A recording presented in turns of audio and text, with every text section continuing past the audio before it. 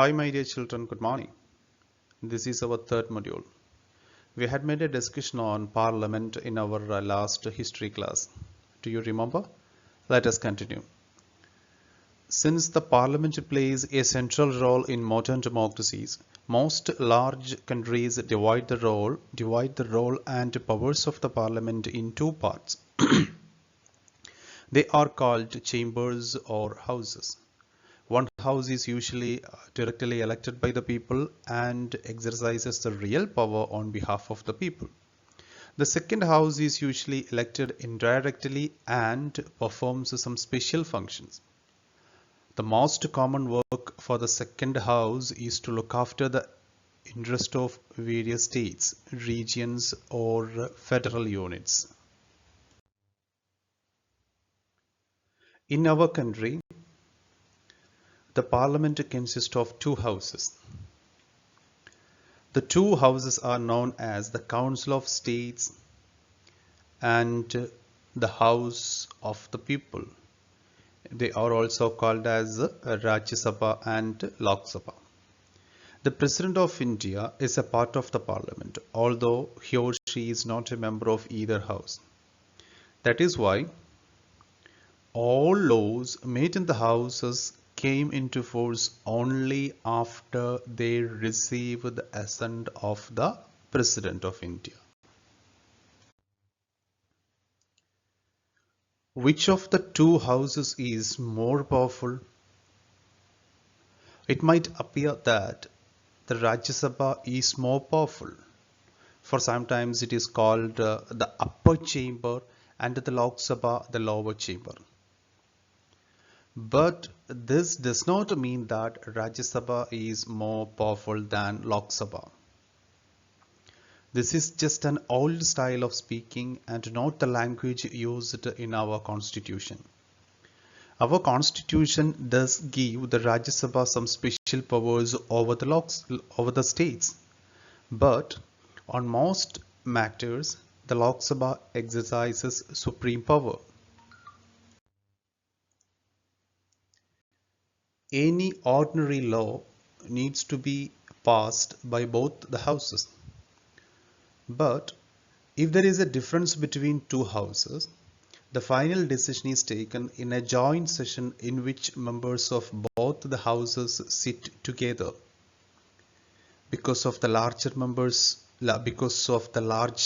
of members, the view of the Lok Sabha is likely to prevail in such a meeting.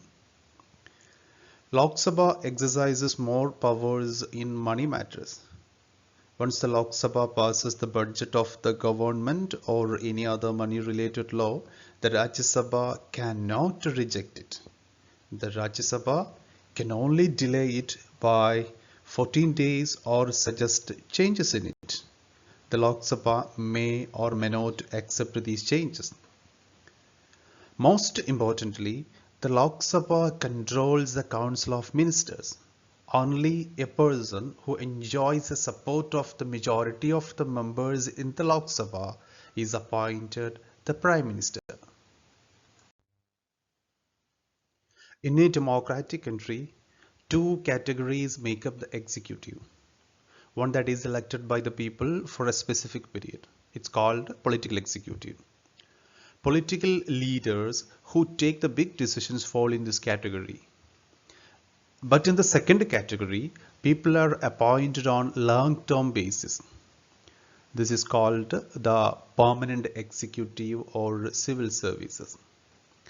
Persons working in civil services are called civil servants. They remain in office even when the ruling party changes. That is very important. These officers work under the political executive and assist them in carrying out the day-to-day administration. You might ask, why does the political executive have more power than the non-political executive? Why is the minister more powerful than the civil servant?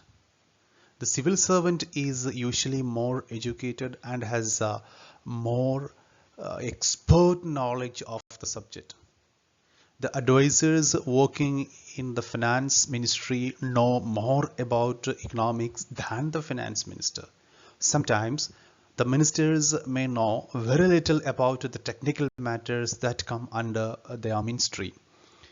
This could easily happen in ministries like defense, industry, health, science and technology, mining, etc.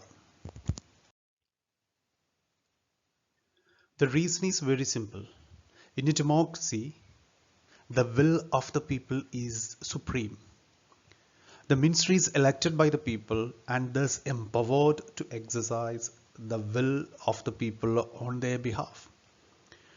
She is finally answerable to the people for all the consequences of her decision. That is why the minister takes all the final decisions. The minister decides the overall frameworks and objectives in which decisions on policy should be made.